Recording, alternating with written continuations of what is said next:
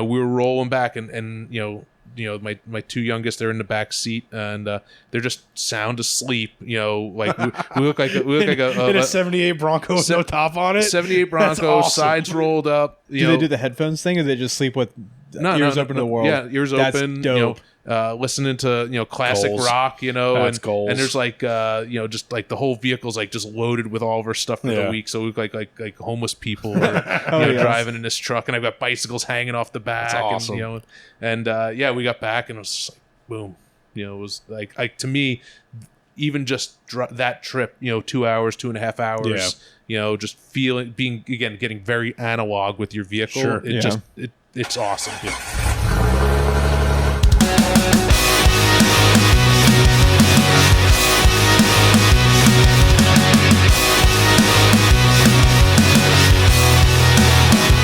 What's up, guys? Welcome back to your favorite podcast, the Dirt Drive Podcast. This week, you're with us at the shop again. Woo. It's kind of become... We've been at the shop more recently than we've been at your house. Yeah, we don't have neighbors that are making crazy noises all weekend, so we can actually use the shop for recording now. But yeah, we're at the shop. Tom's here. That was Tom. And we're joined by a guest that's been on our guest list for a while, Mr. Rich Fredricks, Mr. Bronco Time on Instagram. Thanks for having me. Yeah, man. What have you been up to? You were at Bronco Fest last weekend? No, the Mid-Atlantic Early Broncos, their annual roundup. It was 10th year for me and the kids. Okay. Up in Twin Grove campground up in Pennsylvania, not too far from Roush Creek and Anthracite. So, centrally located, good old time fashion fun, and so we look forward to that every year. It's like our Christmas in the summer. Nice. Thinking about it, I think you're the first Bronco guy we've had on. I'm glad to improve the numbers. Have we had any Toyota guys on? I mean, does Zach Deal count? Zach Deal counts. We've had non-Jeep people. That's fair. I don't know if we've ever had a Bronco or Toyota specific. Well, I would consider Zach Deal Toyota specific. It's fair. He's a Toyota boy. Yeah. So you have two Broncos. Yeah, I've got the 78, which is our family trail and crawl rig, and then we've got the 21, with base Sasquatch, which is the move the kids around in comfort rig. Yeah, the base Sasquatch is the way to go.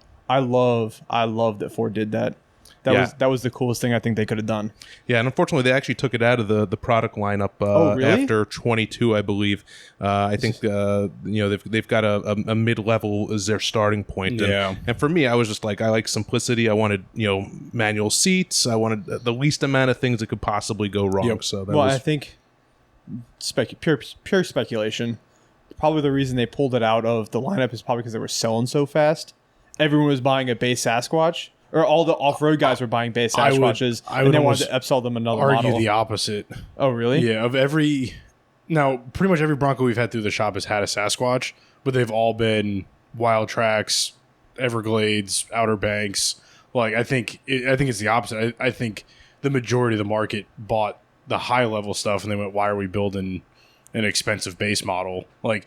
Because now that the aftermarket parts are out, the guys are buying the non-Sasquatch base model and turning them and building them. They're Jeeping it. Yeah, they're making the Jeep thing. So. Do you wheel the new Bronco at all? No, not at all. So I've got a general rule, like one car has to be the car that is reliable at all times, right? And so though I did off-road on Route 7. Hell yeah, brother. And I was getting out of the way for emergency tech, and somebody had put a giant boulder in the middle of the road, and we found out why you need skid plates on these. On the highway. Well, just off the highway. So cracked the plastic oil pan, transmission pan. No! And so so that was a little bit of a debacle, and so I was like, "This is why I haven't off-roaded this truck at all." Yep. Yeah. So why Bronco? Is your 79 a Bronco or is it a Ranger? I thought I saw it was a Ranger. So it's a 78, so first year for the full-size Bronco, and it's a Ranger XLT. Okay. Right, so Bronco, Ranger, XLT. Ranger and XLT are just package and trim levels. Okay. I didn't know that. From back in the day. And so why Bronco? So my first car ever was a 1978 Ford F-150 Ranger. Hell yeah. So I got that in high school, and I drove that up until... early 2000s, and then bought a house, started having kids, and sort of sat in the driveway, didn't do much with it, and But I'd always loved that platform. It was always great. And then I happened to see a Bronco when I was out in California. I was like, you know what? That's what I want. And so we made that happen. Okay. Is the 78 twin I-beam front? No, so that happened in 1980. Okay. Was when they went to that architecture on the front suspension.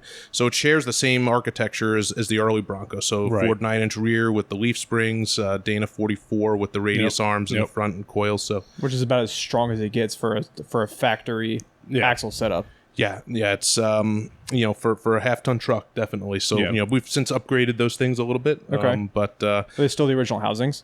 No. The rear is it's a hybrid 609, so it's a rough stuff, full float rear housing, but with a 9-inch center section. Hell yeah. Really smooth underbelly, so it doesn't get caught up on stuff. Easy service. Yep. A Dana 60 outer, so you get the strength and the big brakes on that. And then the front is still a Dana 44, but it's a 44 out of a 1977. Little Bronco nerd knowledge. The 77s had 1/2-inch thick tubes with welded on wedges. That's versus the 78 went with a 3/8-inch, which is still decent. Yeah, it's still beefy. But the wedges for the radius arms were cast, and so there's some weakness in that housing. Right. I may have gotten the front end off the ground a bunch of times, and that's why I had to change the housing. So the front's got 8 lug outers, RCVs. Now I'm curious to know what we know. It's a 70 F-150 44 in the Comanche, but we don't know which 70. I don't know what year it is because we got it with all the 3-link brackets already on it. So all the radius arms are off of it. Yeah, we have a matching set. It's a 9-inch and a 44. 9-inch and a 44. Yeah, so if they were able to get the wedges and the track bar mounts off, it's going to be earlier than 78, because in 78 all that was cast in place, and there's no way to remove it. Okay, yeah. Okay. Yeah, I guess. I've never looked that close at it because the axles were in an XJ, and the axles were also radius arm, the factory Ford radius arm. No, so or was Greg's? Greg's axles had the radius arms. The ones that Trevor bought for the Comanche were in an XJ, so that somebody already trussed and 3-linked it, which is like, this is perfect. Well, my question is it high pinion? Because if it's high pinion, then it's 76 or 77. That's a great question. It's a great question. It's not here, is it? No, it's at the other shop. Okay. Yeah, but that's what I would look at. If all the factory Ford mounts have been able to cut off, then it's 77 or earlier. And if it's high pinion, it's 76 or 77. Yeah, so that'll run those Baja Pro XSs no problem then. Yeah. Hell yeah. The 1/2-inch axle tube thickness is wild. Yeah, which is also great for fabrication, right? Because now you can really burn your brackets and get good penetration. You have to. Yeah. I assume you do all your fabrication welding, all your building yourself. I do, and it doesn't always look the most pretty, but it's as long as it works. All I know is my shock mounts. I bottomed the shock out on Ultimate Adventure, and it didn't break the shock mount on the housing. It twisted the frame. So hell yeah. So it was, I think that's good enough. That's I think that's a sign of good penetration on the weld. Yeah. So how'd you? Let me back up. How many iterations has the Bronco gone through to get to where it is now? Like, I didn't. It hasn't gone through like a drastic change, really. Right? Okay. It's just been very evolutionary. I started out with I wanted a vehicle that could actually go on Ultimate Adventure. That was really the target point, right? Okay. How do you build a vehicle that's very capable, that you can take on the highway, that you can take off road? One of my sort of beliefs in off roading is trailers are for boats, right? Like I don't like to trailer my rig. I get it. Like totally, it totally makes a lot of sense. And if you're gonna get really crazy and beat on the thing, sure, I could get why a trailer makes sense. Yeah. But for me, I've got 3 kids. We take that thing everywhere, so it has to really be the Swiss Army knife of off-roading rigs. Yeah. And it has to be at a very high level, because obviously we're putting it through some paces. Yeah. Yeah. Built like an anvil. Yeah. That's really the argument. We get it all the time with people as far as like the new Bronco or the Toyotas and independent front suspension and everything. And I'm like, I don't care about comfort or highway speed. Like, I want to be able to get home. I like a solid front axle because I'm less likely to break a tie rod in it. And if I do, I can fix it a little bit easier. than independent front. So all the trips we've seen you do on social media with the old Bronco, you've driven everywhere it's been. Everywhere, yeah. That's awesome. It has never been on a trailer, with the exception it was put on the back of a flatbed when I blew the engine in the summer of 2019. It lost a valve and it dropped some metal into cylinder number 5 and punched a hole in the piston. So that was a $750 tow from Pennsylvania back. So so now I have the AAA Platinum with you get one 200-mile radius trip a year, which is fits most of the places that we wheel around here. What did you just put I assume it's a Windsor? No, it's actually Ford 335 series, which is a Cleveland series engine. It was Ford's engine that they were going to replace the FE series engines with. So it's considered a big block, and it came in really 3 variants. So you had 351 Cleveland, which is famous for being in Mustangs, small crank journal, so spins fast. And then they had the 400, and then for production reasons, they came out with a 351M, which some people call modified, some people call Midland, and it's it fits the niche of the 351 heavy duty engine that they didn't have. Did you just put a factory replacement engine back in, or did you do any hot boy, fast boy stuff? So this is great. There is an evolution on the engine story, right? So truck looks great, but I do make mistakes with it, right? And so of course, kind of the point. It's off-roading. So the first engine that was in it was the engine I got from that came with the truck when I bought it in 2011. And so it looked to be like a manufactured engine. It was painted up. It looked like somebody else had put something in.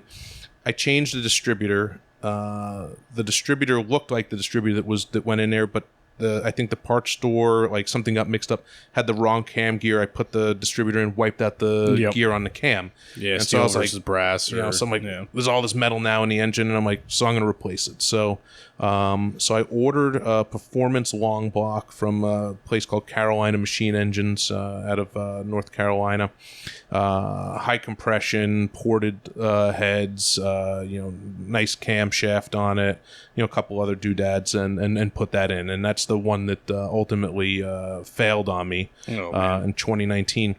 And so I was left with I had Ultimate Adventure starting in about 6 weeks. Fuck. And now I've got an engine that the previous one took me, I think it was like 6 months to get from the time I ordered. It's not like they have these things sitting on, they stopped using this engine in 1982 in any vehicle, right? So I got on social media and I was like, hey, I need an engine. Who's got something? Did you know you were going on Ultimate Adventure at this point? At that point I did, because so they give you guys pretty good notice. Well, we were doing Alaska that year, so they really had to give us a heads up. Because it took. It took most people 2 weeks. We got there in 4.5 days, and that's another. We'll get to we'll get to that story. You're like us. Yeah. So you're responsible. I get on social media, and my buddy Jim Ecastrinia, goes by Silent One on Instagram. He's like, hey, contact the mod scientist, and I'm like, okay. And so I contact this guy, and he's like, great name. Tyler Pasquale. He's a Mustang and other old cars, but primarily Ford guy. And he's always, got some sort of deals going on, picking up stuff from, estate sales and that type of thing. Oh, yeah. So anyway, so he's like, yeah, I've got a 400 heads and a block that have been gone through. They've been under my bench for like 5 years. He's like, we negotiated on the price, and I drove my BMW 7 Series out to Long Island, right? And hell yeah! And because it's the only vehicle I had, I happened to be up in New York at the time, and I stopped at Home Depot. I got some like wood to put in the trunk, and so we put the engine in the back of the car. There's and plenty of space in the back of a 7 Series. Yeah, plenty of space, and it did change the handling dynamics a little bit. So got that home and put it all together. It had stock forged pistons, 8.4 to 1 compression ratio, so not really that great. No. It came with a camshaft, but then when I looked at the specs, I'm like, this is not going to work with an automatic transmission. Well. And then the lifters, because they were sitting underneath the bench, they were all rusty. So thousands of bucks later, we pulled it all together. We swapped it in and fired it up, and everything was going great. And then all of a sudden the oil pressure just disappeared. Oh. turns out that there was some gunk in the engine. It clogged the oil pressure Just cylinder. after sitting for so long, there was just crud. So I tried to clean it as best I could, but I wasn't going to do a complete rip down. So we got everything sorted out, and I'm like, okay, this is just a sender issue. We put about like 200 miles on it, and then we said, all right, screw it, let's go to Alaska with it, and That's drove awesome. 4,500 miles up there on an unproven engine. So what's your history as a car guy then? Because you're not a novice doing all this shit. Where did you start your car guy adventure? So it all started with my dad. So my dad was a mechanic. He had a shop when I was younger, and then he went to work for the dealership. And then when I was probably like around 12, 13, he opened up the shop that he ran until he passed on. And so I spent my formative years working on cars, supporting some race cars that out in Riverhead Raceway, little quarter-mile track. So and we pretty much did everything, right? And so my dad, there wasn't a challenge he wouldn't take on. So that's really where I learned to spin wrenches, and so I really admire you guys for doing it for a living, because I did it for 1 year, and I remember it was a summer, and I'll never forget this stupid Toyota van, and I was doing a tune-up on. I went to change the fuel filter and got gas shot in my mouth, and I threw some wrenches across the floor and said a couple great words, and went in the office like we're sitting here, and about 10 minutes later, my dad came in. He's like, "You gonna finish that job?" Yeah, I had to do fuel lines on my diesel truck, like, I don't know, 3 weeks ago, and I started it one night after work, and ended up being way more of a project. I had to come in the next morning. I was here early to get it off the lift before we had a full schedule. And I'm like, all three of the guys walked in, Trevor and PJ both coming in, and I'm in the corner just screaming at my truck. PJ's like, having fun? And I'm like, fuck this thing, I'm burning it down, selling it. Who wants to buy a truck? Like, that's always the bed's off the back of it. I'm like, I always felt not that way fun about my diesel. Yeah. I always hated my diesel, but when I drove it, I always loved it. Yeah. I mean, I still smell like my shoes were soaked in diesel, and I'm just like, this is not fun. Yeah. So what was your first truck? Did you leave it stock? Did you hop it up?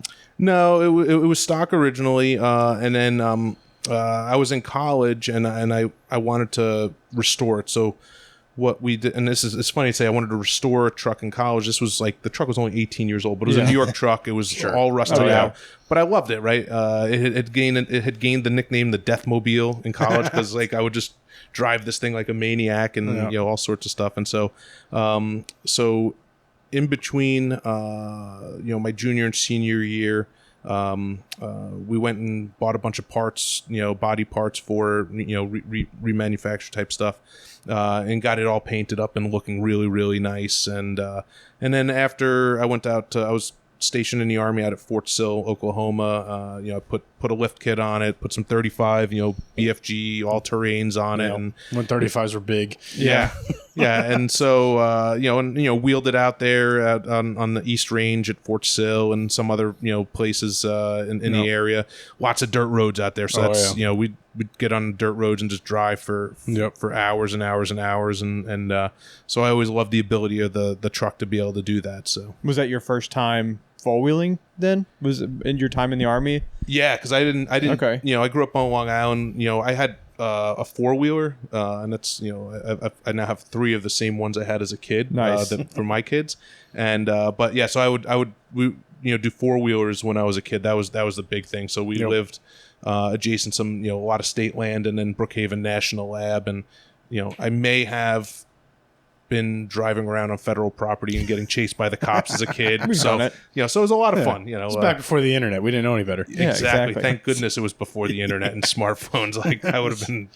Yeah, I think we're the last generation to have grown up without Facebook and smartphones, and it's a damn good thing. Well, I'm also trying to get back to using social media. I know, because we're trying to grow a brand, it's weird, but I'm also, like, for my own mental health, I'm trying to get back to using social media less and spending less time on there, and it's refreshing and nice too to not not worry about it, think about it, and do all that stuff every day. No, absolutely. I mean, it's a blessing and a curse, right? Yep. I mean, there's more access to great information than you've ever, like how do you find an engine for an obscure vehicle like in short notice, right? It's not that bad today, but I get yelled at by my IT guy all the time because I'll have like 75 tabs open because I'm always looking for something, and it's 6 tabs later, and then it's like, oh, okay, on to the next part, and that's another 6 tabs, and I can't close them because then I can't remember where I found the part, and it's... Then your computer's just going slow. Yeah. Then AK yells at you. Yep, basically. Nice. So how did your desire for Ultimate Adventure start? Was it just getting the tapes as a kid, reading the magazine? No, like I said, like I was a Dirt Wheels kid, and Dirt Wheels and 3 and 4 wheel off road world, and like all that stuff. 3 wheels. Yeah, you're living on the edge. Yeah, and so I think it was really the internet that opened my eyes about Ultimate Adventure, right? So, I didn't. Again, I was like, there was like a period of time I was in the Army and starting out, family wise. I was renovating an old house at the time, so I really wasn't into cars. It was sort of a break, and I got on the internet one day and I was like, oh, this thing Ultimate Adventure. And I started watching something. Oh, this is my jam, right? Yeah. This is like a bunch of folks going out and just testing their vehicles to the limit and just being all in, immersive adventuring. And I was like, that's what I want to do. And then, I sort of got inspired by a vehicle I saw out in California, and I was like, I came back, I got on eBay, and I was like, eBay cars, hell yeah. Being in New York, I was like, let me find something in like California, Nevada, whatever. And, so I saw this 78 Bronco, and I was like, I said, these pictures are great, but I want you to take this other set of pictures, right? Yep. And I was like, oh, this thing is really unmolested. Like, everything's there. Like, so I will screw it up. I don't want to buy somebody else's screw up. Like, I want to make this my screw up. And so, I sent the guy for clean, rust-free Bronco. It was like $3,300. Oh man, that truck today, triple that on the East Coast. That truck today, selling today in the condition it was. That's a $20,000 truck. Least. Yeah. All the trim was there. Yeah. Do you know what Ultra Fort Jones got his for? Because he just bought that blue one in Alabama. One. Did he pay like $4,500 for it? Almost nothing for that one too. Yeah. But that was a 90. That was an OJ Bronco. It was an OJ Bronco that also was rusted and the exhaust fell off halfway across the country. Yeah, it was a fun trip. Yeah. Not as clean as it sounds like that yours was. No, this one was clean. All the clips were there. Like everything was there. It looked like maybe whoever owned it like worked in a dealership because they had access to like it was all OEM type stuff. Oh wow! I mean, wow. It's sort of sad that I mean, it's still good, but it's still a beautiful truck. But it's you're getting your money's worth out of it. Oh yeah. So you bought it with the intention of Ultimate Adventure. Pretty much, yeah. That's cool. And so, and I found out like I'm not the only guy that's ever done that. There's a number of guys that have built trucks just because they're like, hey, I want to do this event. And my thought was like, this is a cool truck. It'll look good on the cover of a magazine, right? And it wound up being that. So it's when we talked to Robert Keller, it's been we're the same way. I want to do Ultimate Adventure. Like, it's the idea of taking that hardcore rig, driving it hundreds of miles, living out of it, all of that. It's fun. Like, it's basically we kind of did it. We did a 24-hour overland Ultimate Adventure. Right. And I like the access to it, especially now with how it's grown. Like, they're doing parks and trails and stuff that you don't necessarily have access to normally. And it's the advice he gave us was like, if you want to end up a reader rig, like, don't build a Jeep. Yeah. Like you have to have something different and cool. And like you can see it if you like watch back through the last 5-6 years of Ultimate Adventure. It's the only Jeeps are the sponsored sponsor vehicles. Yeah, and even some of the sponsors now are building pretty wild stuff. Yeah, or if you're going to build a Jeep, you got to build something. An old Willys. You got to build a Comanche. You got to build something that's definitely not something you can just go to 4-wheel parts and put in the checkout box. Yeah, I'd like to think of V8 YJ with the stretch wheelbase and cool suspension. Too much rock crawler though. It's too small. I feel like it's too small. Yeah, it would definitely be hard to live out of I know that. Tube Sock did it, but Yeah, but with a fuel cell and everything, I agree. I don't know if the YJ would be the best. I think the Comanche would be good if we can commandeer that from Trevor. But, good luck. yeah, the Comanche's got a small block Chevy, Ford axles, and a raisin of a body. Yeah, it's a shitty small block Chevy too. It's a 307. It gets the job done. 307 with like 170 horsepower from the factory. We put a cam in it, so 200 horsepower. Yeah, that's about what I'm rocking out. Yeah, of, that's out, what you out, need. Of, out of my 400 cubic inches. Yeah. Hell yeah, brother. This is gotta love the 70s. Yeah, so. We'll make it the biggest cubic inches with no power. But they wake up nicely. They I mean, do, yeah. it's really the cam and so forth, right? The heads and the compression ratio, right? Yep. So you clean those up, and you're back into the nice numbers of the late 60s, early 70s. Yep. It's funny from without going full nerd right now, but like the current Side quest. Yeah, the current technology that we have in engines to make them fuel efficient is the exact opposite of what they did in the 70s to make them fuel efficient. Like they actually made them worse, trying to make them better. They detuned them to make them more efficient. Right. And the cars all got bigger and heavier. When modern, they tune them up to make them more efficient. Yeah. Well, look at it this way. You know, the engine that's in my big Bronco, 6.6 liter, put out I think 180 horsepower, and probably got 6 miles to the gallon. Maybe a little bit better than that, because it gets about 8. You know what now? But like the 2.3 in my Bronco puts out 300 horsepower, right? So if you were to extrapolate, you know, so that's like so my big Bronco engine could put out 900 horsepower with the same technology, right? And it probably would, you know. So it's really amazing. I think we're in the heyday of horsepower, gasoline based horsepower, right? I think that's very much lost on modern car guys.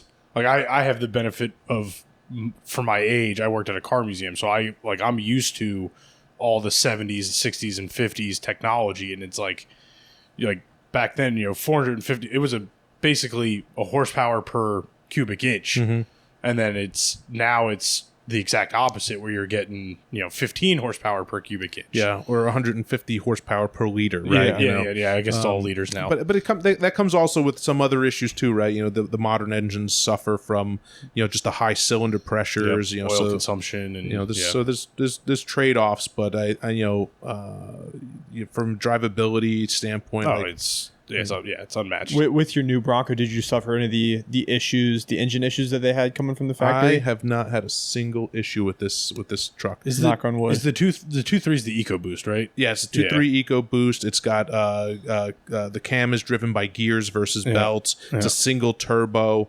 I mean, it puts out just under 300 horsepower, 315 foot-pounds of torque. Pretty peppy. Yeah, it's plenty peppy, and with that 10-speed transmission, I think it's like a 4.7 to 1 first gear ratio. Like it just gets moving. Yeah, it's got 470 gears in the axle, so it's more than enough power. I think that's what a lot of folks it's lost on. Like, I want to V8 swap my Jeep, and now I mean, nobody grenaded axles back in the 70s, right? No, you didn't. We were just talking about that. We just had this conversation. Yeah. So I think there's again trade-offs to all this. I think if you can sort of have a strategy for your vehicle and you build something smartly to be reliable and capable, I think instead of just throwing money at it, which is what you see a lot of. I know for your guys' business, throwing money at vehicles is great, but ultimately, it's funny because I've always had a philosophy of, there's no need to spend your money. The Jeep will spend it for you. And insert Toyota, Ford, whatever vehicle you want. Like, if you're going to off-road, the vehicle is going to spend the money for you. I don't need to take it from you. And we get brand new Jeep owners come in and they're like, oh, how much to do a 3.5-inch lift 37s? And I'm like, it's like $6,000-$7,000. They're like, oh. I'm like, what kind of off-roading do you want to do? Oh, I'm not going to off-road. Okay. What do you want that for? Well, if I decide to go off-roading, like, I want to make sure I have a Jeep capable of it. Okay, then you can go tomorrow. Like, you bought a Rubicon. You're on 33s with lockers. You don't have to put a dime into this thing. Yeah. Really? Yeah. That's the most capable vehicle you can get. Like, just go off-road and then tell me what you want to do. If you want it for aesthetics, it's one thing. But, we don't have to give you a crazy lift kit. We can do a 2-inch and still fit your 37s. Like, there's so many ways you can do it without spending money unnecessarily. And I mean, we get a V8 swap question probably weekly, and everyone's like, "Oh, it's $25,000." I just watched a YouTube video. They did it in like 2 days. I'm like, yeah, none of their gauges worked. It didn't start the next morning. Like, everything's zip tied together. Nothing's finished. Like, they may have been on the trail, just not successfully. Yeah, there's more work to this than you think. Yeah, and the guy that's coming in here for a V8 swap, right? Like, he's not doing his own work, right? Like, and but he wants the expectation that this thing's gonna, go 150, 200,000 miles without any issues either, right? Yeah. So it's like, and it's it's hard to kind of convey that to somebody of, you don't need this. I get you want it, but like, you can take that same 25K and get a crazy suspension and build bulletproof axles and do everything and more than you think you want to do now without putting a V8. Yeah, and that 3.6 or that 2.3 will push it just fine. Well, even the 2-liter but also it's turbos. like, it also is like, hey, but before you go spend all that money, why don't you learn how to put your tires on the right rock while you're trying to navigate a trail, right? Because I don't care what you do, you're not crawling over a 4-foot boulder head on, right? Yeah, right? It's just not going to happen. Yeah, that was my favorite thing. Is back when we wheeled at the Cove a bunch with big dogs. Is I love teaching people how to use their vehicles, because that would change their mind from needing the 37s and 3 inches to, oh shit, this actually works really well now in the stock configuration that it's in. Yeah. Maybe I'll put some off-road tires on it and do 33s. And I mean, we also had the opposite, though. We had people who came out in their stock Jeeps and went, this is so much fun, I want to go do that trail. Yeah, and then Travis. and then they spend the $15K and get 37s and 1-tons and everything else, and then it's like, you started on day 1 and you just jumped right into like day 50. It's also AK. Yeah, to an extent. Yeah. Then they come to Moab with us. Yeah. Yeah. What trips have you done recently? Any big trips recently? Just like we said, we've done the Bronco Roundup. We've gone up to Roush a couple different times. The last sort of big trip I did was back in 2020. We did the Red Clay Rally. Okay. I'd like to do more, but got kids. I've got my own consulting business. It's just, there's a lot going on, a lot of life getting on in the way, and so I definitely want to get out to Moab or Sand Hollow, Utah. Yep. Yeah. I've got a lifelong dream of taking the big Bronco and doing sort of a cross country trip and doing like the back rim. I like that you call it the big Bronco, because I guarantee your other Bronco the body is wider and longer. It's a little bit longer, but the big Bronco I have to put on steel rims to get it in the garage in the wintertime. Like it just won't even fit. So it's big, tall. It's not big body wise bigger. It's built bigger. Because I saw something. It was a guy. It was on Facebook. Back to social media. It was a guy with an 83 Suburban, and then he had like a 2018 Silverado, and he's like, hey, I want to get the Suburban out ready for the trails because the Suburban out ready for the trails because it's smaller. And I'm like, that Suburban, believe it or not, is bigger than your Silverado. Yeah. Those old vehicles are. Yeah. They're surprisingly small for how big they are, if that makes sense. Mm-hmm. I got that backwards. Yeah, he wanted to get the Silverado on the trail because he didn't want to wheel the Suburban. Yes. Because he thought the Silverado was smaller. Yeah.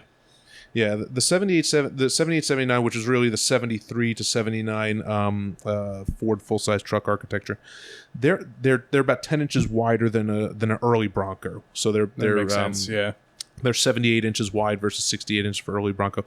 I think the new Bronco is right around 71 inches wide, body-wise. I was say Ford did a pretty good job at making the new Bronco compact. Like, I mean, it's not small, but it's not much bigger than a Jeep. No, it just looks bigger because of the proportions of it. Yeah, it looks full body when the Jeep doesn't look full body. Yeah. The other big thing I noticed, I was up in went up to watch my college team play Syracuse in the fall, and they had a rent. They gave me a Jeep. You look like a hockey guy for some reason. No, not a hockey guy. No. If I skate, I fall on my ass. Not a hockey guy. But I got a Jeep, and I've been in a couple Jeeps, so it's the first time I really spent a lot of time in one. And the one thing I noticed is that the Jeep, everything, the dash is like right there in you, versus the Bronco is much more car-like, where you sort of, your legs can slide up underneath and stuff like that. So it gives you a different driving feel. Yeah. Yeah. The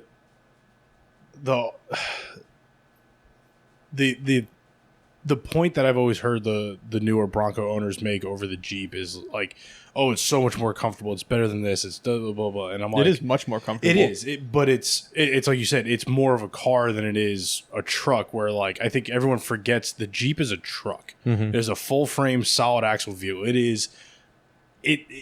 It's more of a truck than half of the SUVs and trucks on the road today. And it's like, yeah, it's not built to do what you want it to do, which is why you don't like the Jeep. The Bronco is the right fit for you. It doesn't make it better or worse. It's just different. It's not comparable in my mind. But. Yeah, no, there are definitely limitations to the Bronco in terms of its architecture for getting it up on bigger tires and things of that nature. I mean, there's guys doing it, but you're throwing a lot of money at that problem set. I'd almost argue the opposite, where like we're putting 37s on Broncos with spacer lifts. Like it's you cut off one bracket and $200 in chunks of aluminum, and you can fit a 37-inch tire on a stock truck. Like you can't do that on the Jeeps. You have to do a full suspension lift on a Jeep. Like they did a good job planning for people to modify them, and the aftermarket did a great job at getting in it quick. I mean, they definitely have their place. It's still an apples to oranges thing to me. Yeah, that's always been my argument. Is it's not a Jeep. It's really good, but then I've also had the opposite of people who think the Bronco is going to be better than a Jeep, and I'm like, it's still a soft top with removable doors. Like, yeah, you're going to have wind and road noise. Well, I paid $85,000 for it. Well, that's not my fault. Yeah. Well, it's an expectation thing. Like, I traded in my 7 Series BMW for the Bronco. It's a big change. But I went from a super quiet car to a car that I was just smiling the whole time as I was driving it. Right. Yeah. So I don't care about the wind noise. I'm like, this is just super cool to be able to daily a Bronco and go wherever I want with it. Yep. And I just saw a 2-door with the doors off and a rooftop tent in Lovettsville yesterday, and I was like, that guy gets it. Like that's the point of them. It doesn't matter if it's a Ford, a Bronco, Toyota. Like just go out and enjoy it and have fun with it. So the thing I see with the Broncos and even the Jeeps is especially the newer stuff, and this is why I really like the old stuff for off-roading is that everything is up higher. Like the Jeeps and the Broncos, they have all these little hands that just jump out and grab rocks and twist and grab. The Bronco Roundup the past couple of years, there's been a group a guy that's come out and he's wheeled his Bronco Raptor, and it's done great, but it's so big. It's grabbing stuff all along the way, and so it's a desert runner. It's not a rock crawler. Don't the rear coilover mounts, don't they hang down super low on the new Broncos? I wouldn't say it's any lower than the rear shocks on a Jeep, but they're low. It's like 2 inches below the axle tube. I mean, I think it's only like an inch below the bottom of the diff. Yeah, like the pumpkin. I mean, it's still taller than the tire, but it's low. Yeah, if you're working tire placement, you're going to be okay. Yeah. Just like on the Jeep, like you said, if you're a good driver. Yeah, but if you're just sort of like. If you're just gonna go through some sort of rock wash and just think I'm just gonna just drive through this straight, you're gonna have a rough day on any vehicle. Yeah. So to exit the side quest, because that was a big side quest. That was a bit of a side quest. You were talking about how you want to go to Sand Hollow and the trips you've been doing recently and all that stuff. Yeah, no, it's I want to do the back side of the Grand Canyon. So the North Rim. Yeah, and just go out to like Death Valley and just check out all those old mines and stuff like that. Is it always hardcore wheeling? No. For me, it's like, but it's sort of just cool to be in an old rig like that. And, windows down and just really just experiencing it, getting very analog with my life. Yeah. That was for me. That was my favorite part of Moab. Is some of those trails are just it's 5 miles of dirt, sand, whatever, beautiful scenery. You're just like, we had the doors off and the freedom panels off on the JK, and you're just driving around looking everywhere but the road, and then all of a sudden you're like, oh, rock obstacle, 4 low, climb the rock. And then back to 25, 30 miles an hour, just cruising through the desert. Yeah, I love that. That's the best part of it. Rock crawling, it's a lot of fun, but it can be super stressful. Yeah. It's stressful too. You're like, I'm going to roll over. I'm going to die. I'm going to kill all these people in my truck. Like, all these. Why is my brake pedal soft all of a sudden? And when you get to just sort of like you say, cruise out 30 30, 35 miles an hour, you know, and you're just kind of enjoying the views, the wind's blowing in your hair, and you know you're with a bunch of good folks. That to me, that's where to me it doesn't get any better than that. Like sometimes I feel like I rock crawl just to be able to go on trails and hang out with people. Right? Like, well, and that's the conclusion that at least I came to. Is I started my off-roading adventure when I was young, but I started my own off-roading adventure in 2017 with an XJ. My XJ is locked, long-armed, bead locks. It's like it's crinkled. It's a piece of shit. But then I realized like the best part about wheeling is being done wheeling for the day, hang out at campsite and bullshitting. We can do the same thing with my stock JK and not cost me a ton of money and still have the same fun experience. Do the dirt road overland trails with some small obstacles and have just as much fun and not beat your shit to death. Yeah, no, I agree. And I think the key word there is experience, right? It's like, you know, when you go with a bunch of people that you may know well, you may not know them that well, but then you guys have a shared experience together, and then you can bond over that experience, and you can reference that experience, you know, throughout the year. Because you know we'd all love to wheel and have fun every weekend.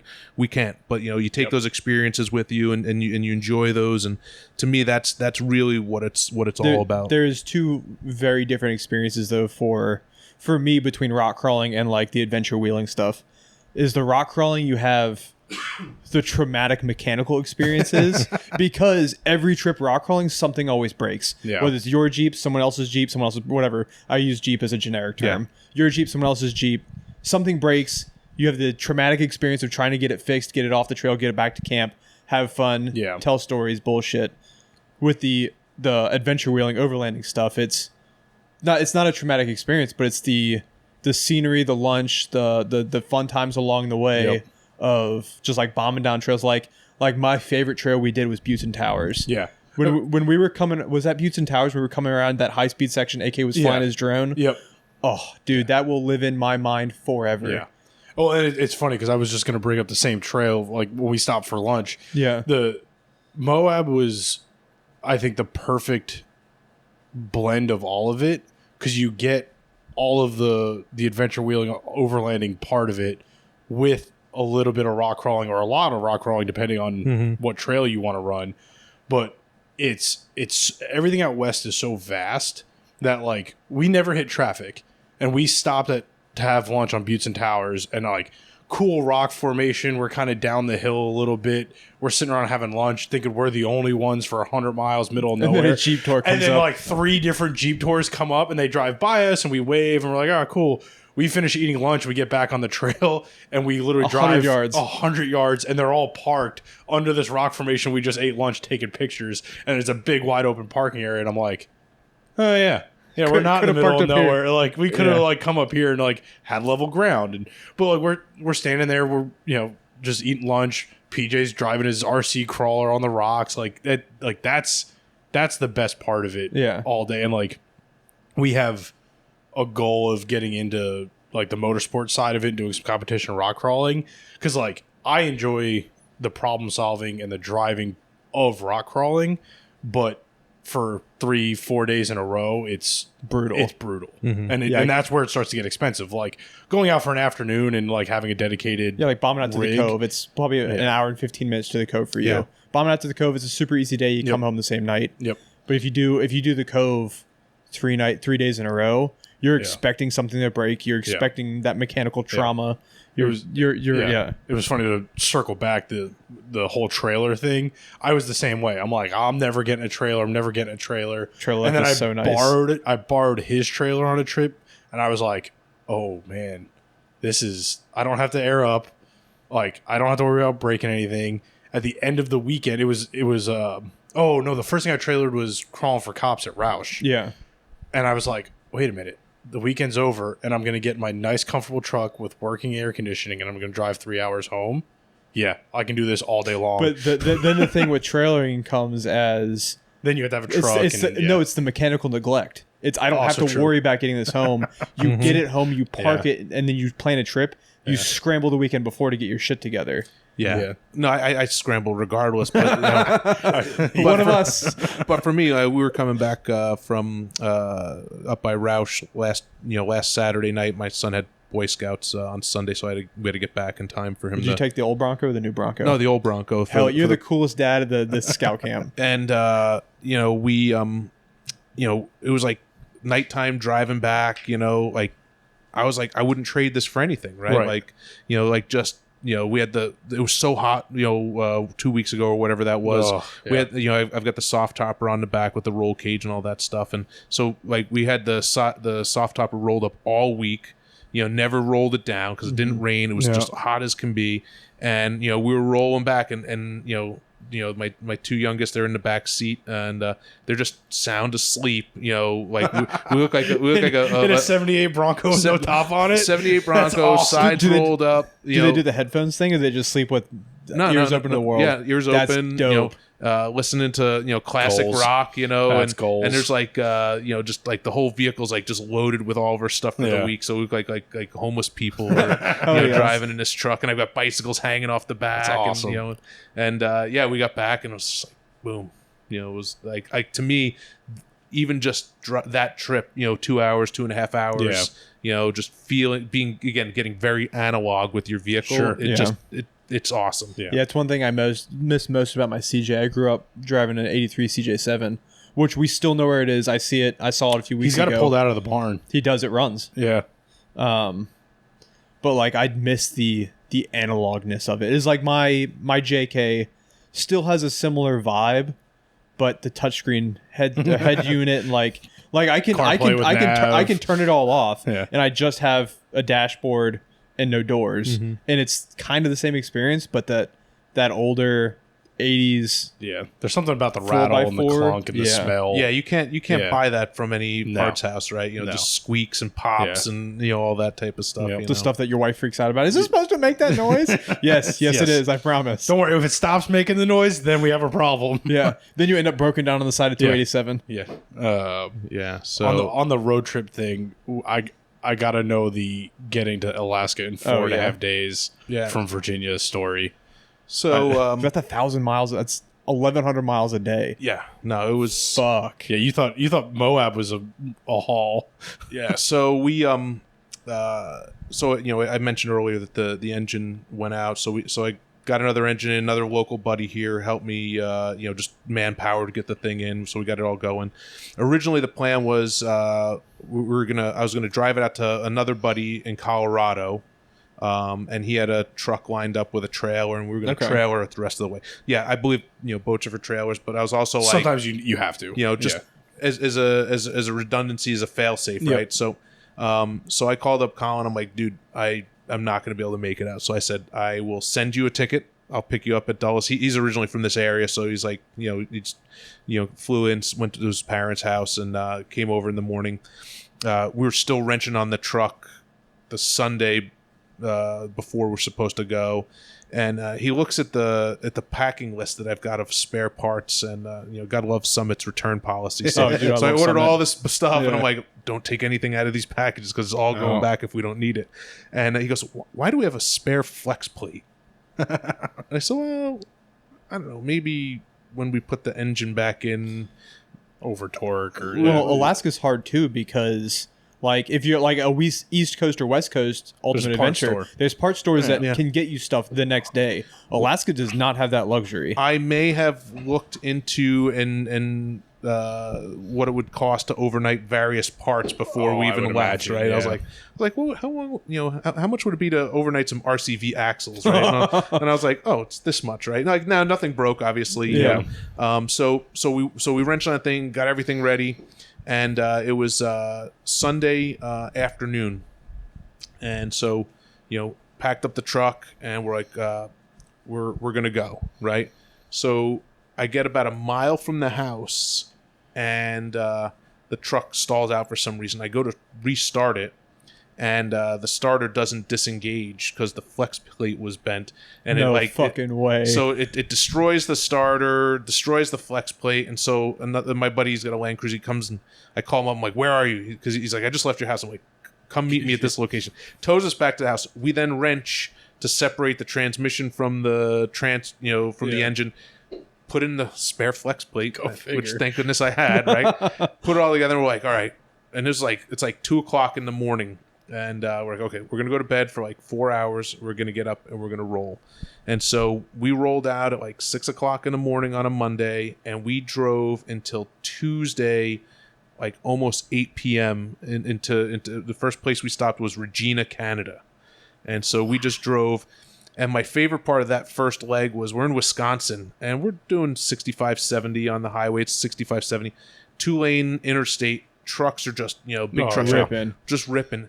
Next thing you know, I Colin's driving. I kind of, out of the corner of my eye, I wake up and I'm like, oh, we're getting pulled over. And I'm like, what the hell are we getting pulled over for, right? I'm like, we can't drive fast enough in this truck to get pulled over. And so Colin's like, this is freaking, these big trucks are coming. I'm like, hey, maybe we should just pull off. The exit's right here. Let's just pull over there. It's almost my turn to start driving. Let's grab some coffee, whatever. And so we pull over, and this Wisconsin guy, he must have thought he got a couple good old boys coming back from the bar at 3:00 in the morning, and he rolls up on us two idiots, and he's like, where are you going? We're like, Alaska. He's like, you guys. He's like, you are drunk. Holy shit. He's like, you guys are driving too slow, and we're like, we're doing the speed limit. He's like, well, you're not allowed to drive too slow. And I'm like, usually it's 45 on major highways. I said federal minimum speed limit on the interstate is 45. He's like, I don't want to hear that. You're impeding traffic. He's like, you need to go on this road, blah, blah. And they didn't like it because I was like videotaping him on for Instagram. Oh, nice. And so he gave us a warning. And a warning for doing the speed limit? Yeah, warning for doing the speed limit. And so I was like, I like Wisconsin. Holy shit! So I was like, Colin, let's fill up. Let's get some fresh coffee. Let's use a restroom, whatever. Let's let this guy get the hell out of here and get on to the next his next the next slow guy. Yeah. And then we got right back on the interstate. I'm like, because I'm not getting on whatever rando road he's telling me. So add 2 days to the drive. Yeah. So we get up to Regina, grab a hotel, we crash. And then the next 2 days, we did like 12, 13 hours, maybe 14 hours each day. Got up to Columbia, which is where the start of the Alcan highway is. And then from there, what a dream trip, man! Yeah. So now we're supposed to be in Wasilla at the hotel where UA kicks off like at 4:00 for tech inspection. I never told them any of the shenanigans that are going on, right? So we then did another like 32-hour stint because it's like 75 hours driving to get to Alaska, and we come rolling in like at 3:30, and the magazine guys come over and like, we didn't even think you were coming up here. He's like, and you're an a-hole for not telling us, like you may not make it. And I was like, I said I was going to be here. Yeah, we're here. There was no not making it. Yeah, exactly. So that was just. I mean, I wanted to install a boat throttle in the truck just one day and just put it by the side because it doesn't have cruise control. Yeah. The AC became less of an issue once we got up into the Dakotas. Sure. No overdrive, so we're spinning like 3,200 RPM at 70 miles an hour, which those engines did that back in the day all day long, right? But yeah, a boat throttle's a fun idea. Yeah, I was like, set it. Yeah, just cruise control. Exactly, and then we wound up driving overall like somewhere like close to 11,000 miles. Fuck. I had to get back for work, so I actually dropped it off where Dave Chappelle, Dirthead Dave, works at where his place, and then they had a guy that they use, and so I shipped it back. And then it went in the garage for like, I don't know, a couple. You just didn't want to see it anymore. I was busy, tired of this truck. And so when I finally did actually start to like pull it back apart, like the front spindles were destroyed because all that Alaskan silt water got in everything. Everything was. I had to replace everything. I imagine because Roush Creek has some bad silt, mud, dirt stuff. Yeah. And I think that's bad. I couldn't imagine the shit up there. Yeah. I was just happy that the spindles on the rear axle, because they're welded into the tubes, didn't go bad. Yep. But yeah, I had to do all new bearings, all new seals, front spindles, the lockouts were toast. Oh, I'm sure. So got all that, and so I mean, it was an amazing trip. I was surprised the engine held together. it's fuel injection, and at the time I had this stupid fuel commander that went underneath the hood, and that thing kept overheating. Like we'd be stopping and buying bags of ice. Oh, jeez. Yeah. So it's an aftermarket fuel injection system. Yeah, so stock on that truck is a 2-barrel 2150 Motorcraft carburetor. Great carb, but it's got its limitations. Are there any of those aftermarket fuel injection systems that work well? I've heard nightmares from almost every one of them. It's all installation, right? So and typical in anything electrical, it's all about grounding, right? It's all in how you do the install and the wiring. Now it's running a Holley Sniper in-tank fuel pump system, so that with a hydromat, so like I don't have any of those issues that the fuel commander, because it would just get hot and vapor lock. So and then there's the aftermarket support has just gotten absolutely insane for these older platforms, so you can get all the modern stuff in there. The best advice that I got when one of the first times we dealt with a sniper kit. It was an old CJ5. Another shop installed it. Came to us to get fixed because it never ran right. And just was that the blue one? Yeah, that baby blue CJ5. We chased it for weeks. And I got on the phone with Holly, and they're like, "Well, check this setting," and everything was supposed to be good. And they were like, "Run a compression test," and it was a little bit low on compression. And they said, if there's any mechanical issue with the engine, the fuel injection will exacerbate that. Yeah, like your map sensor is going to be thrown off, and then it's like, that's not what's supposed to be happening. Right, and then the computer tries to compensate, which makes it run rough, and there's all these, and then you're fouling plugs, and the carbon builds up and just gets worse and worse and worse, and like that's kind of what we've found is anybody who has the problem with the snipers or the what's the other one? Phytech is a big one. It typically ends up being some mechanical issue in the engine. Like the half cab CJ that's here now is a 401 with a sniper, and it runs terribly. And like we have looked at it before and kind of were thinking something with the valve train, and Devin was in it, and sure enough, like the driver side bank, all the rockers are adjusted correctly, and then all of the passenger side rockers are like too tight. So it's like valves are hanging open. There's all kinds of other issues. Yeah, it's one of the reasons why of the 3 sort of aftermarket gauges I have in the truck, I've got a tachometer, which I don't know why I have. It's like it's just moved, so it looks nice. Reminds you that it's on. Transmission temperature, right? Because when you're crawling, like that's absolutely key. Yep. But the probably the most valuable one is I've got a mechanical vacuum gauge, right? And, nice. And that that will tell you if that thing starts bouncing on idle, that's telling you that you've got an issue in your valve train in your air pump. That's a great idea. That's a really good pro tip. Yeah, I've never thought to do that. I don't have anything carbureted anymore, but even like you said, like for in the fuel injection space, right? Like if that thing starts bouncing, it should be rock steady. If it starts bouncing, you would think I would know this stuff because it's not like we don't diagnose vacuum leaks on 4 liters 5 times a week. Yeah. But I gotta get mine. I gotta get my vacuum stuff looked at on my Jeep. That's if we can get it together for the rock crawling comp that we want to go to. Yeah. But what do you got coming up? Right now I've got a couple things I still want to it's all about fine tuning the truck at this point. Alaska wasn't enough shakedown for you? Well, it is, but it's like I'd like to do some additional armor for the truck, right? Like East Coast rock crawling, it's it's like I can deal with trees, I can deal with rocks. But you have rocks and trees, and it becomes like the evil threesome. Like, it's like it's just terrible. Yeah. And so, being as tall and as wide as I am, we were up in Anthracite on this trail called Toyota Catcher is what it was called, and we came up, through and there was sort of a heavy set of rocks to your right, and there was this tree to the left, and I had to do everything I could to not destroy the truck.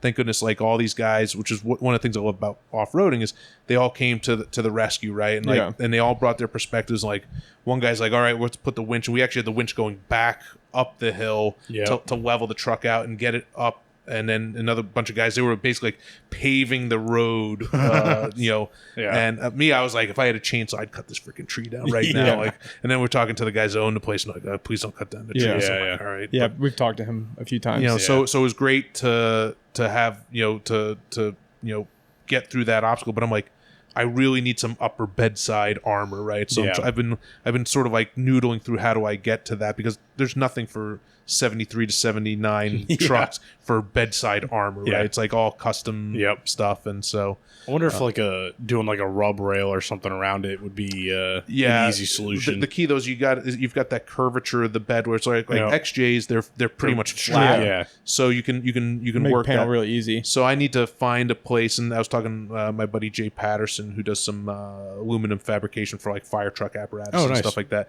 and he gave me some ideas of some places. He's like, they can 3D scan your stuff now, and they can, you know, roll the exact curvature that you need. And I was like, if I can get that, then everything else is easy from there. Like I can bend some tube, and I can make a rub rail and all that other stuff. So for me, that's the part of the stressful part of wheeling, right? Because it's like, it's that back cab of the 78, 79 Broncos. That's what's unique. Right. Hoods, doors, fenders. Like, you know, Ford made millions and millions of these trucks. There's tons of that stuff available.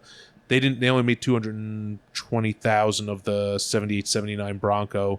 Most of them have rusted away at this point, and so does like LMC Truck or one of those companies make the replacement bedside quarter panels for those? They do, but it's, you know, it's just a nightmare. It's like you're going for surgery. You're never quite the same, right? So Yeah. you want to keep it as original as you can for as long as you can. You know, because once you start tearing into that stuff, now you've introduced opportunities for rust and other stuff like that. So and it's the body work and the restoration side of it is, I don't care what anybody says, the most expensive part. Oh, absolutely. So like that will screw up more function of the truck than anything else.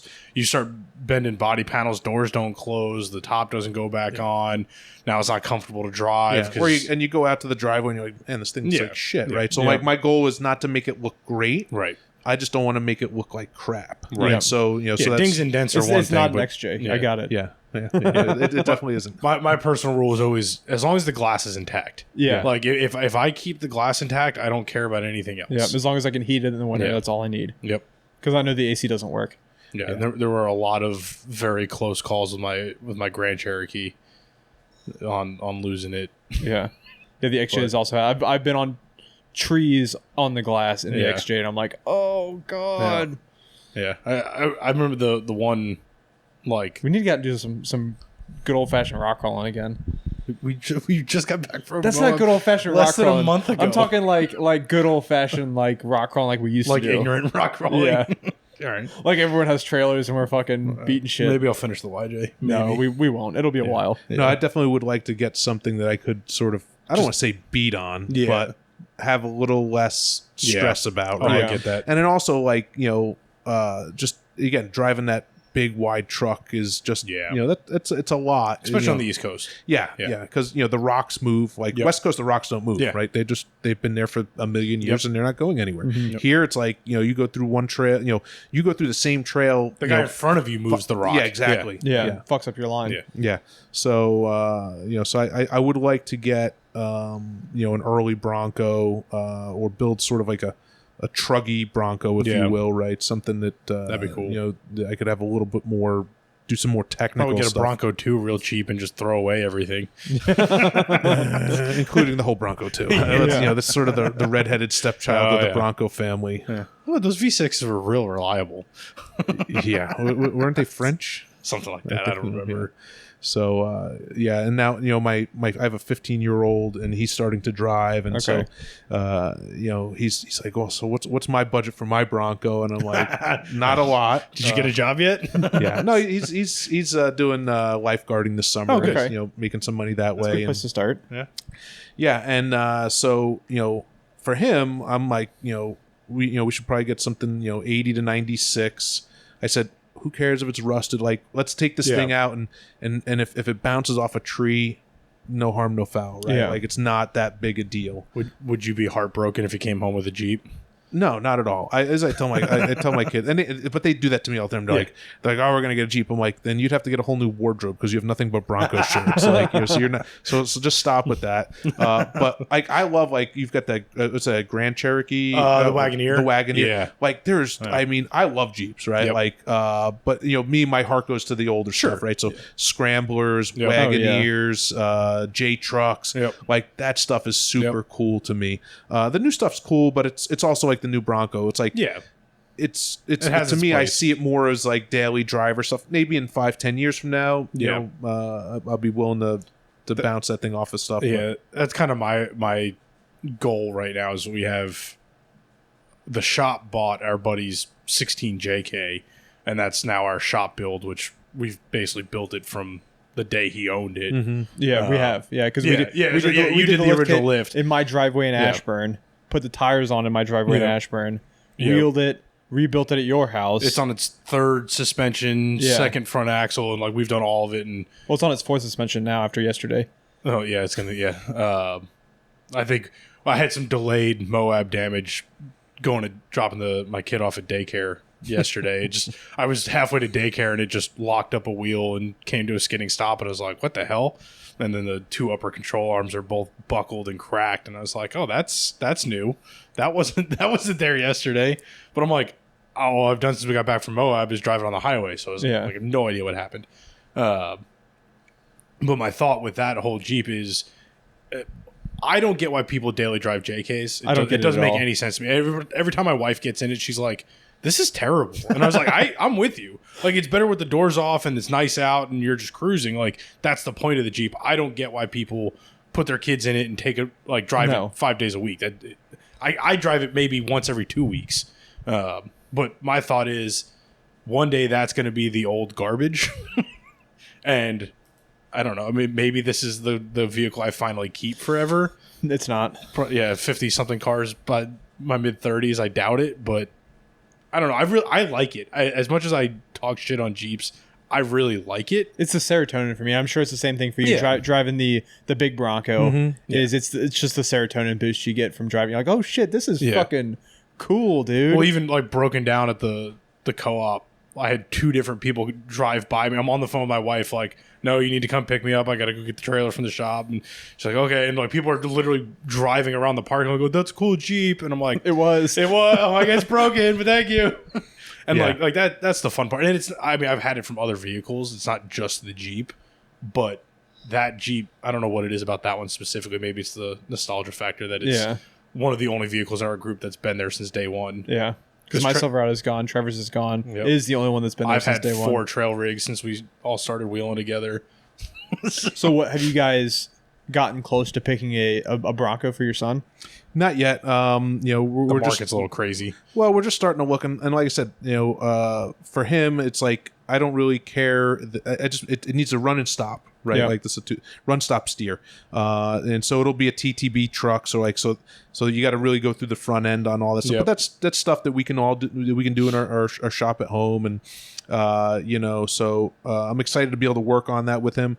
I have to reel myself in because then I start thinking like, oh, we could do something like a little go fast with this, right? Because the go fast Broncos out on the West Coast, those are just they're so cool, so super cool. Desolate Motorsports and Solo and Threat, they have just amazing suspension kits. Like those trucks, you can bolt on pretty much. Oh yeah, the long travel stuff, 20-inch is awesome. front travel stuff. Just huck it off of whatever you want. Well, the Go Stuff Fest is slowly coming to the East Coast. We have buddies trying to bring it out this way a little bit, so it could be a thing eventually. Not right now, but it could be eventually. I think the part from the hobbyist that's going to be hard to do is you're going to put a lot of money into it and then never really be able to use it to its full potential. Yeah, that's the thing with the East Coast. You just can't. There's no places like that at least not easily accessible. Yeah, I mean, used to be years ago, used to be actually able to drive on the beach and stuff like that. That's where those things are in there. They're in the dunes. Well, also with the Go Fast stuff, you're setting your son up for a lot of speeding tickets. Yeah. Well, you can have long travel without actually going fast. It's like maybe I should put like but it's so fun to go fast. Leave the 305 in it and go fast, in a 6-cylinder, straight 6. Yeah. Does he wrench with you? And like is this a project for him? Like he wants to? He's starting to more so, right? Yeah. So as I mentioned, like I was into 4-wheelers as a kid, and one of the things I noticed for them was like they like going off-roading and stuff like that, but like being a passenger is only so cool for so long, right? And so I wanted to start getting them hands-on stuff more. So my stepdad bought us a 1987 Honda TRX 200 SX when I was a kid. He'd won like some money off a Super Bowl pool, and he's like, "Oh, this is what we're gonna do." And so, about a year and a half ago, I started looking, and I found a 1988, and I was like, "Oh, that's cool."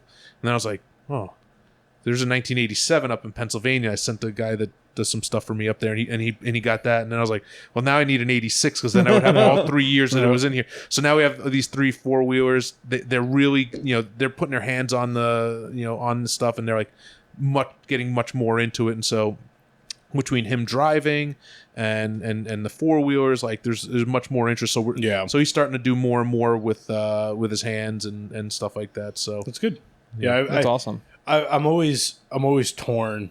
I mean, I hate becoming the old school guy of like, oh, kids these days thing, but I think it's definitely especially for the older cars, it's kind of a lost thing where younger techs only know computer diag and parts changing and things like that. So it's, our philosophy has always been, if you're going to wheel it, you need to know how to fix it to some extent. You don't have to be a professional mechanic, but you should understand how the truck works, what's going to break. If even if you can't physically do it yourself, you should be able to articulate to a shop or somebody if you're stranded in what the squeak is, what the bang is, what the clunk is. It's like I know what this joint and how it's supposed to work, and I know that it's not working correctly. Fix it.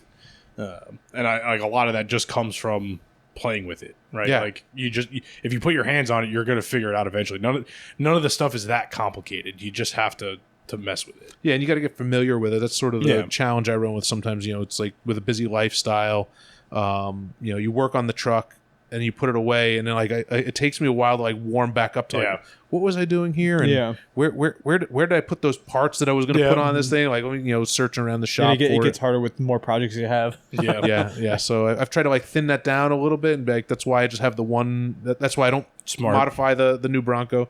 Just I take it slow with the old Bronco, dilly dally with the 4-wheelers. You're way more responsible than us. Way more responsible. Yeah, don't. I can change your perception real fast. Now my wife yelled at me the other day. Her parents watched our dog while we were gone for the weekend, and I picked the dog up, and her dad comes out. He goes, I got another project. I don't know if you want to take it with you today or not. I'm like, oh boy, what is it? He pulled an ATV for my son turns 1 next month, and he found like an old torn up Chinese knockoff 50cc ATV, and he's like, I figured something he can work on in a few years. So now I've got this blown apart ATV just sitting in my garage. My wife's like, what are you going to do with that? I was like, we're going to fix it up for Tommy. She goes, he can't ride that. I was like, yeah, but when he's like 5 or 6, he'll be able to ride it. And she just looks at me. I'm like, it's going to take me at least 5 years to get it running. Yeah. No, my buddy's kicking me now because I was out at his house for his son's high school graduation party out in Ohio, and he's got a kid that just graduated, and he's got a 7-year-old, and I started talking to 7-year-old about 4-wheelers, and then I was like, oh, you really want a Kawasaki KX650 because like you can ride it, and he posted on Father's Day. He's like, Weston was going to take me golf. He told me he was going to originally take me golfing, but he says I can no longer do that because I'm saving money for 4-wheelers. And he goes, thanks, Rich, jerk. That's good. Nice. That's really good. That's my goal with my nephew is 1.5. Yeah. And my new project is I'm going to do a Milwaukee Power Wheels. Oh yeah, I've seen those. So I can get him started in the motorsport stuff. Yep. My brother has a long arm XJ that he's never wheeled, but he carries around the kid in sometimes, and I'm like, we're gonna fuck this kid up with some power sports. Yeah. I mean and it's your point about the younger generation. Like you take them out there and they're like, oh, this is like real. Like this is really cool. Like this Dad, we almost died, but we made it, right? Like, this is awesome. And I think that's what you got to do to sort of like get them off the screens and into the real world. And that's like, there's definitely a lot of benefit to the screens and the information and all the stuff they're learning now as kids. But the example I always use is, I used to volunteer with Ashburn Fire, and we had a 17-year-old kid came in as a red shirt, and it was like his second or third week, and we're running drills, and we had to re-rack all the hose, and the hose is just threaded couplings. You just screw it together. And the kid could not figure out how to screw the couplings together. And I'm like, I had to walk him through it. I was like, you take the male end and the female end. And I looked at him, and he's like, he just had that look on his face. He's like, please tell me I don't have to explain male and female to you. Yeah. And he was just kind of like, because at one point he had like 2 female ends, and he's like trying to figure out why they don't go together. And he's like, all right, I get it. We have a lot of fun watching you try to get the 2 female ends together, but it's not going to work for what you're trying to do. I'm like, we got to move a little faster here. And he would just stand there like, hold on. I'm like, put them together now. And then he just couldn't get the threads to start. I'm like, do you not play with Legos? Like, have you never tried to put anything together? And he's like, no. And I'm like, well, my kids at 4 years old, they each got a toolbox, and so every year for Christmas, like there's always some tools, right? And I go to Harbor Freight and I get stuff because this stuff's gonna get lost or whatever. But the notion of, hey, I can solve some of my own problems if I have the right tools, right? And teaching them that. So I say like, oh, so you use a screwdriver to fix this problem, like. Here's another problem. Like, what would be a tool that you would use to solve that? And I think, and that's going back to talking about my dad, and just that was instilled into me very, very early on, and not in a way that was sort of like, oh, you need to fix your own problems. So like, just I'd watch him, and he'd model how you solve problems, and then, so I take that into every aspect of life. Yeah, absolutely. I'm definitely biased in it because I've done it forever. Which the irony for me is my dad. The joke that my mom will tell you is my dad can't hang a picture level, and yet I'm rebuilding cars from the ground up. And so it's like, I don't really know where I picked it up along the line, but it was the same. Like, I was 3 years old. I'd take apart a remote control car and then cry that I couldn't figure out how to put it back together. And then I, like stealing my dad's tools to take stuff apart and take my bike apart. And I used to get yelled at all the time. I'd take my bike apart and it would stay, like it would be in pieces in the garage, and he'd be like, put it back together before I throw it away. And then one day he threw my brakes away, and then I no longer had brakes on my bike. But, I didn't care. Like, I was, We don't need brakes. Yeah. Maybe Carrie needs to start threatening you to throw stuff away so you finish your fucking project. She doesn't have to threaten. She just does it. Better. Babe, have you seen that carburetor I ordered 6 months ago for the lawnmower? Oh, is that what was in that box? Future Tom Duck. Yeah. But yeah, no, my parents just moved, and they actually just gave me my entire bin of Legos that I had as a kid.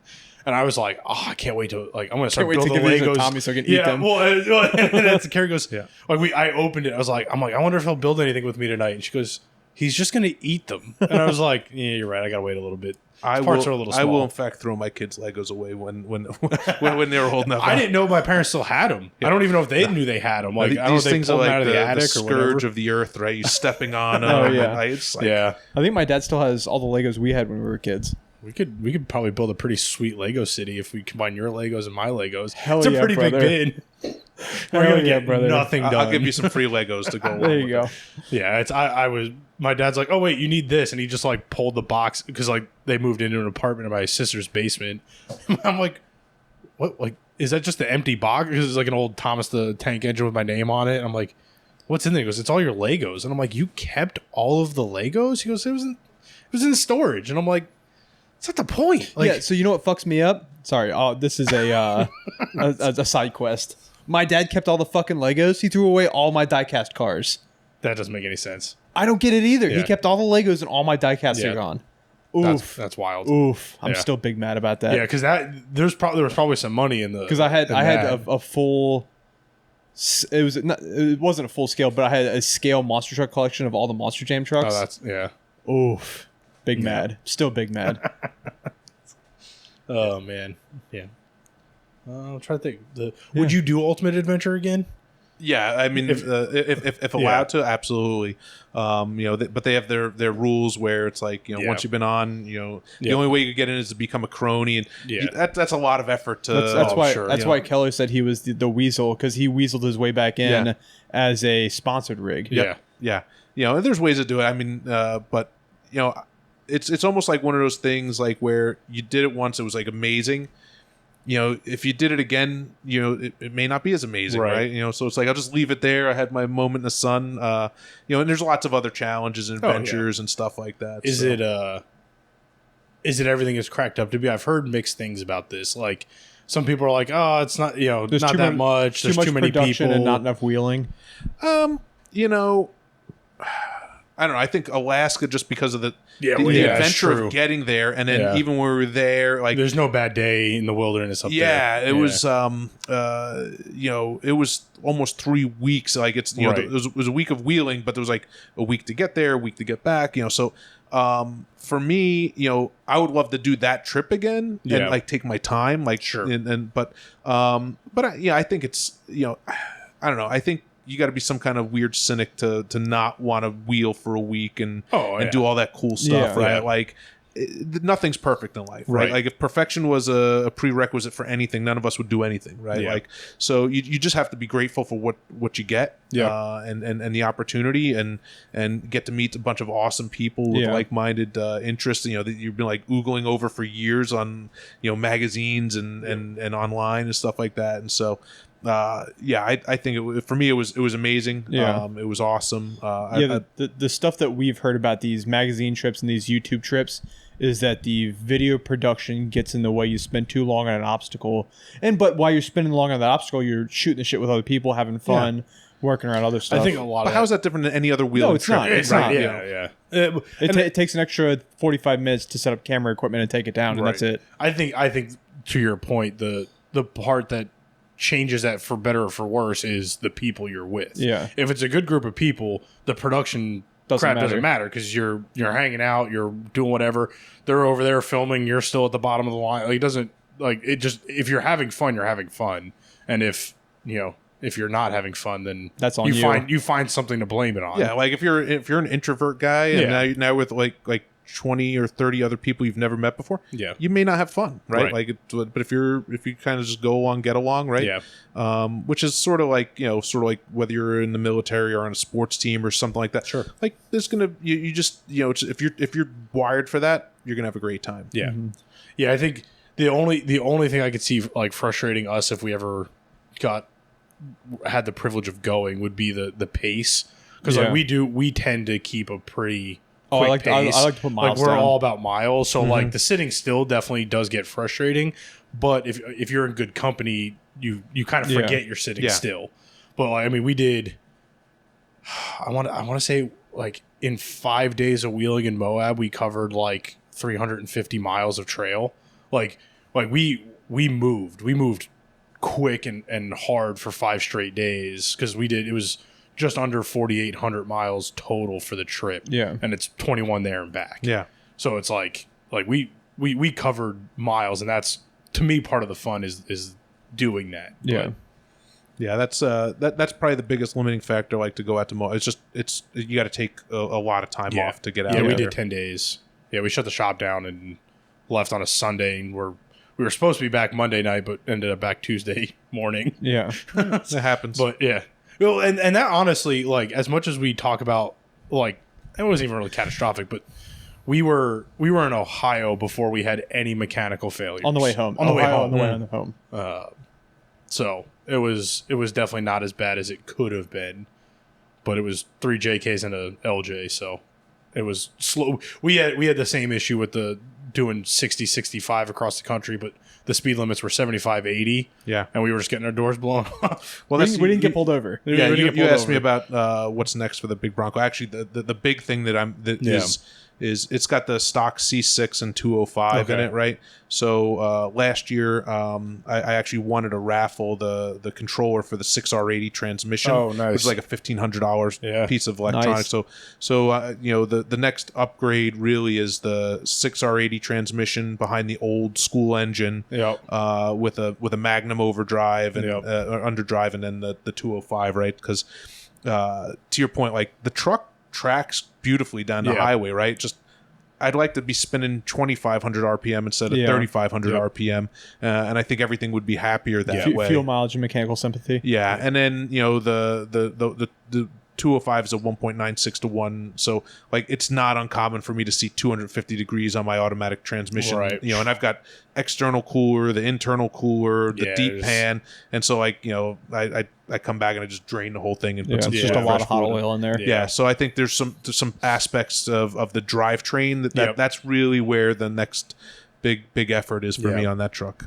Yeah, so the C6 is what, a 4-speed? No, it's a 3-speed. So 3-speed with 2.46 to 1 first gear, and then a 1 to 1 third. Yeah, 1.76 on the second gear. God damn. So it's a good bulletproof transmission. You can beat the hell out of it, and it'll keep going. But, you know, the 6R80 has a 4.7 to 1. It's like the Jeep with the really low first gear, and has double overdrive, right? And so you've got a nice spread. And because that the cam I have in that truck, it keeps the RPMs, you know, it's happiest between, you know, 25 and 3,000 RPM. That's really where it's making good power. And so you tune the transmission control to keep you in that. And then and then the underdrive, you know, so you can really crawl. So you know, that's really the next big thing for me, because I want to do those longer trips, right? And I need it's just make everything more comfortable. It's better, and that's like that's the hard thing to beat with the JK. Like my YJ is the 5.2 Magnum V8 out of the Grand Cherokees, and like it's 488s. It's on 35s. It's going to get 40s. It to do 15 miles an hour is a process, let alone 50. So like it'll get antique tags, it'll go to Cars and Coffee, but that's I don't do the antique tags either. Oh, see, honestly, I do it for the two reasons. One, I don't want to get it inspected, and two, it's cheaper in property tax. Well, for anything over 20 years, I don't think you pay property tax either. Maybe in Fairfax.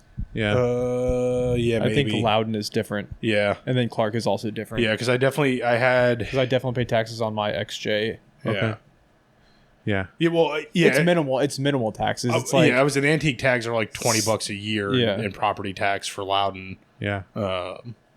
I don't know. It just goes with my, boats are for trailer, trailers for boats, and it's like I'm trying to keep that like yeah, hell yeah. Yeah, I guess it's at 78. You're probably. Do you still have to get it safety and emissions? Like, do they, or is it old enough to be exempt? I mentioned a lot of no emissions, but they do. They look for the presence of emissions equipment.